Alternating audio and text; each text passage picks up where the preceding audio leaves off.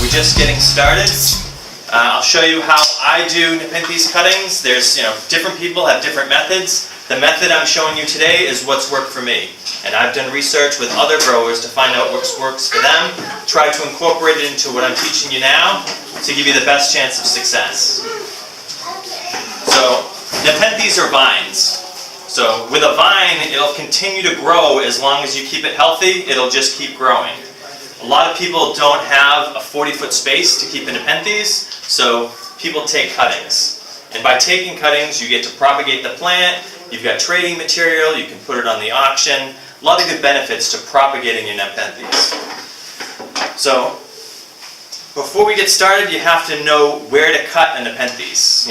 Other plants have certain places to cut. There's a certain reason why we cut in between nodes. Where the leaf comes off the stem, that's a node.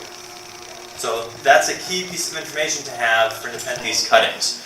That's where activity is going to happen. You're either going to get a new grow point for the vine, or you're going to get roots. So to make your cut, you want to cut right in between, right in the middle. If you damage some of the nodes, you could disrupt the new growth point, or you could disrupt the roots. So I'll demonstrate first on the tip. Cut it straight across. A lot of people think that this has no chance of survival. I've kind of taken that as a personal challenge, and I try to grow these all the time. And they are much harder than normal cuttings, but you can sometimes get success. So if anyone's up for the challenge on this one, I'll set it over here.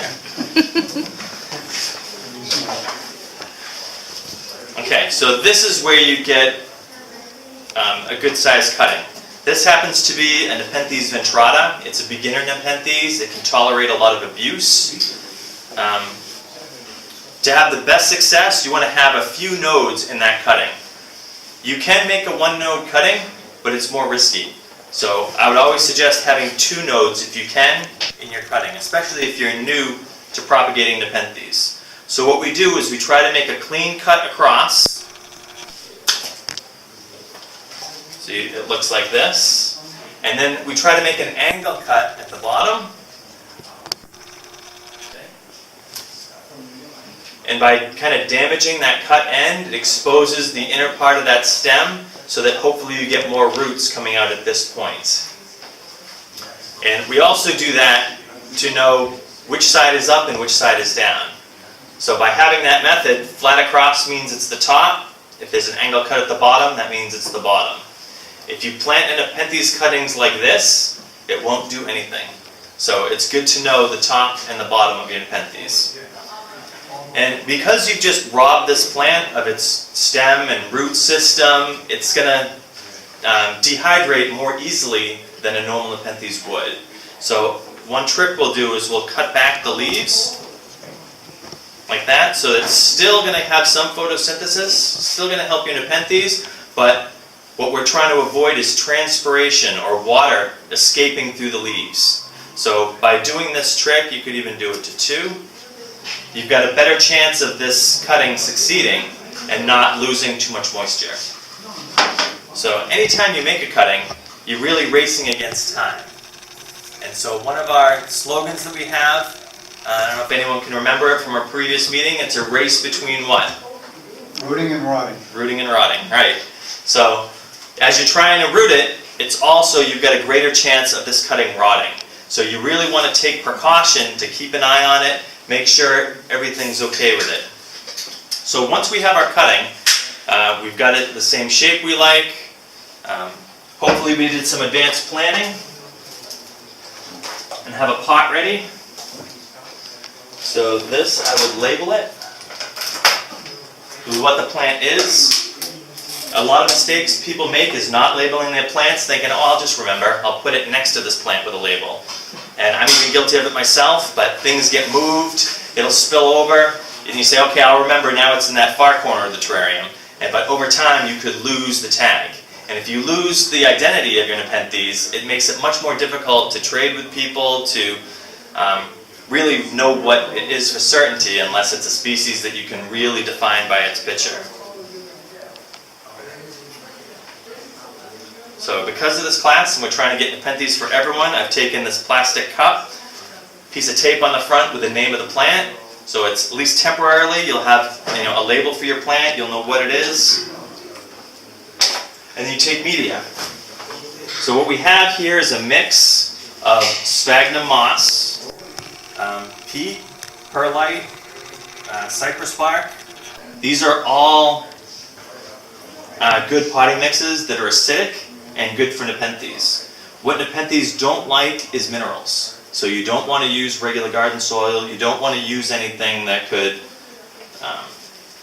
damage your plant. Okay, so now that we've got the pot ready, you have that moist media in. So this soaked overnight, making sure that the bark and the moss had a good chance to absorb water. And you don't want your cutting soaking wet.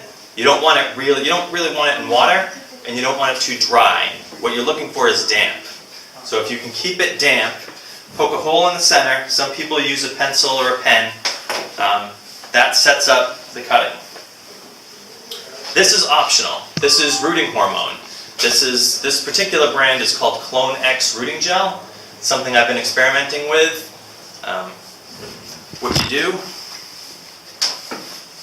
take a very tiny bit at the bottom of your cutting, just the smallest amount, and since you've already poked a hole in it, you've got a place for this cutting to go into. If you didn't, if you just dipped it and then jammed it into the media, you'd scrape off all that rooting hormone and it would push up, not where you'd want it to be. So once you have it planted, you can pack your cutting in, and be aware that this bottom leaf will rot and die. That's normal when you take Nepenthes cuttings. What I'm hoping for now is that a new growth point starts above that leaf or starts here above this node. So what we've done here is taken advantage of atypical dominance, which means it's a vine. It only activates the growing point at the very top. Once you get rid of that growing point, then you can start activating other growing points. So in addition to doing it this way, one trick you have for Nepenthes cuttings is if you have the vine and you bend it down below the surface. So if this is your pot and you're bending it this way, that growth vine is no longer the top. It's no longer sending a signal saying keep everything else dormant. So you can force your plant to have growths at these node points and try to encourage a basal shoot.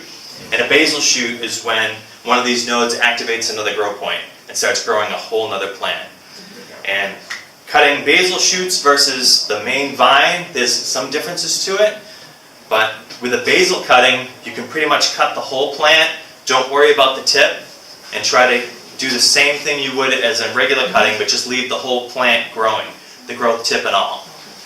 And there's been some success with that. So how many people have taken successful cuttings of Nepenthes in this room? Okay, great. Is there anything you'd like to add to the talk that I may have skimmed over, or something that you've done differently that's found success? What you do with it after it's planted. Okay, what do you got? You should have known better. Well, I try to keep it covered with a plastic bag or something so the moisture doesn't escape. Yep, humidity. Nepenthes like humidity. Cuttings especially like to be more humid than not. Keep it in a warm room, get some sunlight. Mm-hmm. Yep, so yeah. And what I'll try to do, if I'm growing the parent plant in a terrarium, I try to duplicate that same exact spot and location for the cutting. So the way I grow my Nepenthes, I keep them humid, bright light. They tend to do okay if they're in that same environment. When it comes to highland plants, you've got lowland plants which like heat, and you've got highland plants which like cold. I've had some success taking a highland plant, and while it's in the cutting phase, putting it in a warmer environment than it's used to. I've kind of just done that with trial and error, and it seems to work. When I've taken cuttings and I've put them in a cold area, they seem to take longer to root. But it is a risk because you're growing the plant outside its native, where it's happiest. But it may be a trick to get your cutting done faster. Okay, how about what challenges have people had when trying to root your Nepenthes? thinking they're dead before they really are. Yep. I had one from about 4 years ago, maybe 5 years ago. Got it here, took it home, gave it perfect conditions, and it didn't do a thing. Didn't look dead, but didn't look very alive. Yeah. We were getting ready to throw it out a year later, and all of a sudden there's a little bit of green. Yep. And it did fine. Yeah, and that's all you're looking for. If you have some green on it, So don't throw It's it got a away after chance. 6 months. Give it another 6 months to go. right, and a lot of people expect plants to grow right away after the cutting. It can take many, many I months was sure it was. for them to even show some growth. And even when you have growth, you may not have roots. So a trick is once you have it and you see that there's been new growth, you've got new leaves coming out of the top, you can gently kind of pull on it and see if you get any resistance. You know, you don't want to take it out to expect if there's roots. If you just feel it and it feels that there's something there, just trust that the roots are out there. Because here's some examples of Nepenthes roots. So they're very brittle. They're black. That doesn't mean they're not doing well. It just means that that's how they are. But because they're that fragile and you have a new cutting, those roots are even especially fragile. So you don't want to disturb them. So kind of leave it alone, let it do its thing. Hopefully you've potted it in advance in a media that it likes, that it can put out roots and have success in for a little while until you're ready to transplant. And this is a case of a Nepenthes vine. I was saying before how it kind of fell over, and this is a new bud that it put out. This is a new growth tip from that now it thinks that that's where it's supposed to go and leave the top. So I'll leave this example up here for people to show before we chop this into cuttings. We've got our website, NECPS.org, which has care sheets on it. It'll show you how to grow Nepenthes. So once you take the cutting, it doesn't stop there. You really need to understand how they grow, how to have success with them. And so as they develop into a plant, you'll know what to do. So that's also there's books, there's internet resources as well to find out how to grow your Nepenthes. So we've got 2 cutting stations. One is on that far table, one's up here. This is the potting media. There are gloves, there's scissors here, so be careful with that. I've been using duct tape as labels, and I've pre-labeled a bunch of pots here. This